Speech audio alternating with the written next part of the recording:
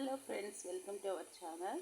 ఇదిగోండి బీట్రూట్ వేపుడండి. ఇలా చేస్తే ముద్ద వదలకుండా తినేస్తారండి. నేను పోపు దినుసులు, ఎండుమిర్చి, కరివేపాకు, పెసరపప్పు వేసి బాగా వేయించుకున్నానండి. తర్వాత బీట్రూట్ తురుముని వేసుకున్నానండి. ఇలా సన్నగా తురిమి చేసుకున్నామంటే అన్నంలోకి కూడా బాగుంటుందండి.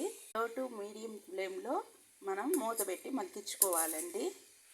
దానికి పైగా మగ్గిపోయిందండి. ఇప్పుడు పసుపు, తగినంత ఉప్పు, కారం, ధనియాల పొడి చేర్చుకోవాలండి. ఇప్పుడు మనం బాగా కలిగి పెట్టుకోవాలండి. మరి కాసేపు మూత పెట్టి మగ్గనిద్దామండి. లాస్ట్ అండ్ ఫైనల్గా వెల్లుల్లి రెబ్బలు వేసుకొని వేయించుకోవాలండి. ఇంతేనండి, ఎంతో టేస్టీగా ఇంకా ముద్ద మిగల్చకుండా తినే బీట్రూట్ వేపుడు రెడీ అయిపోయింది. లైక్ చేయండి.